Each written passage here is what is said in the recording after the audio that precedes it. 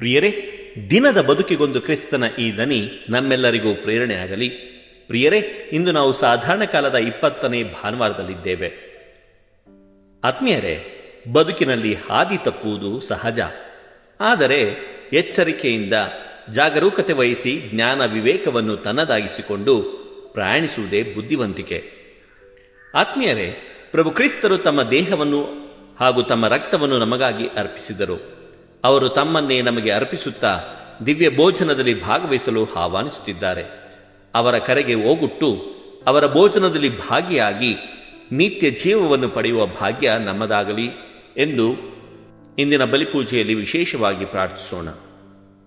ಆತ್ಮೀಯರೇ, ಇಂದಿನ ಮೊದಲನೆಯ ವಾಚನ ಜ್ಞಾನೋಕ್ತಿಗಳ ಗ್ರಂಥ 9ನೇ ಅಧ್ಯಾಯ 1ರಿಂದ 6ರವರೆಗಿನ ವಚನಗಳು. ಜ್ಞಾನಿಯಾದವಳು ಜ್ಞಾನದ ಮಾರ್ಗವನ್ನು ಆಯ್ಕೆ ಮಾಡಿಕೊಳ್ಳಿ, ನಿಮ್ಮ ಮೂಢತ್ವವನ್ನು ಬಿಟ್ಟು ಬಾಳಿರಿ, ವಿವೇಕ ಮಾರ್ಗದಲ್ಲಿ ನೆಟ್ಟಗೆ ನಡೆಯಿರಿ ಎಂದು ಆಹ್ವಾನಿಸುತ್ತಿದ್ದಾಳೆ. ಜ್ಞಾನವೇ ಬೆಳಕು, ಆ ಬೆಳಕನ್ನು ಪಡೆದು ಬೆಳಕಿನ ಹಾದಿಯಲ್ಲಿ ಸಾಗೋಣ ಎಂಬ ಜ್ಞಾನಿಯ ಉಪದೇಶವನ್ನು ಆಲಿಸೋಣ.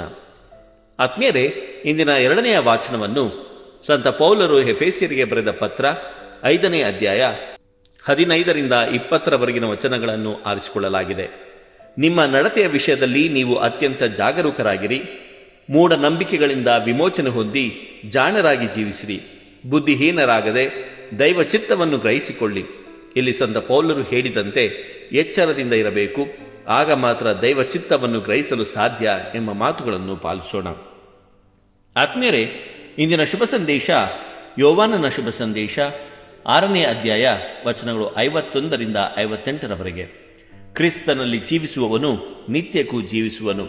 ಸರ್ವ ಜೀವರಾಶಿಗಳ ಜೀವ ಮೂಲವಾಗಿರುವ ಕ್ರಿಸ್ತ ತನ್ನನ್ನೇ ಆಹಾರ ಮತ್ತು ಪಾನೀಯವಾಗಿ ನೀಡುತ್ತಾ ನಿತ್ಯ ಜೀವದ ಉಡುಗೊರೆಯನ್ನು ಸರ್ವರಿಗೂ ನೀಡುತ್ತಾ ಆಹ್ವಾನಿಸುತ್ತಾರೆ. ಪ್ರಭುವೇ ಸ್ವರ್ಗದಿಂದ ಇಳಿದು ಬಂದ ರೊಟ್ಟಿ ಮತ್ತು ಪಾನೀಯ. ಅವರನ್ನು ಸ್ವೀಕರಿಸುವ ಪ್ರತಿಯೊಬ್ಬನೂ ಕ್ರಿಸ್ತನಲ್ಲಿ ಐಕ್ಯವಾಗಿ ನಿರಂತರವಾಗಿ ಬಾಳುವನು. ಕ್ರಿಸ್ತನು ತನ್ನಲ್ಲಿರುವುದನ್ನು ತನಗಾಗಿಯೇ ಇಟ್ಟುಕೊಳ್ಳದೆ ಇತರರ ಒಳಿತಿಗಾಗಿ ತನ್ನನ್ನೇ ನೀಡುತ್ತಾರೆ. ಆತನ ಸೃಷ್ಟಿಯು ಕೂಡ ತನ್ನ ಸೃಷ್ಟಿಕರ್ತನನ್ನೇ ಸ್ಫೂರ್ತಿಯನ್ನಾಗಿಸಿಕೊಂಡು ಇತರರ ಒಳಿತಿಗಾಗಿಯೇ ಬಾಳುತ್ತವೆ.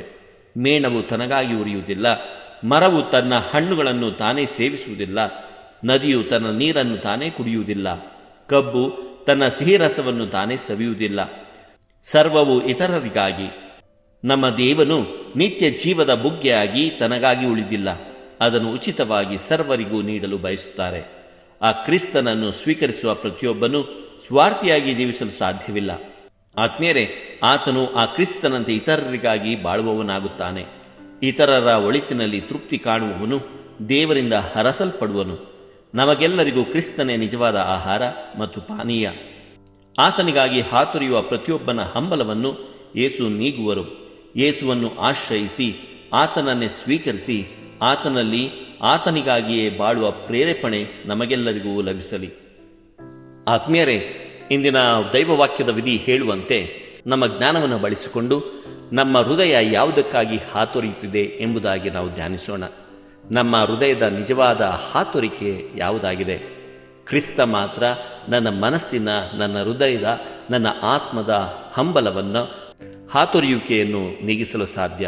ಆದುದರಿಂದಲೇ ಸಂತ ಅಗಸ್ಟಿನ್ ರವರು ಹೀಗೆ ಹೇಳುತ್ತಾರೆ, ನನ್ನ ಆತ್ಮವು ನಿನ್ನಲ್ಲಿ ನೆಲೆಸದ ಹೊರತು ಅದು ಎಂತೂ ವಿಶ್ರಾಂತಿಗೊಳ್ಳುವುದಿಲ್ಲ. ಹೌದು ಪ್ರೀತಿಯ ಸಹೋದರ ಸಹೋದರಿಯರೇ, ನಮ್ಮ ಜೀವನದಲ್ಲಿ ನಾವು ಬೇಕಾದುದೆಲ್ಲವನ್ನು ಪಡೆದುಕೊಳ್ಳುತ್ತೇವೆ. ಆದರೆ ನನ್ನ ಆತ್ಮದ ನಿಜವಾದ ವಿಶ್ರಾಂತಿ ತಾಣ ಯಾವುದು? ಆ ವಿಶ್ರಾಂತಿ ತಾಣ ಕೇವಲ ಕ್ರಿಸ್ತ. ಕ್ರಿಸ್ತನಲ್ಲಿ ಮಾತ್ರ ನನ್ನ ಆತ್ಮ ವಿಶ್ರಮಿಸಲು ಸಾಧ್ಯ. ಕ್ರಿಸ್ತನು ಮಾತ್ರ ನನ್ನ ಆತ್ಮದ ಆಧ್ಯಾತ್ಮಿಕ ಆಹಾರವಾಗಲು ಸಾಧ್ಯ.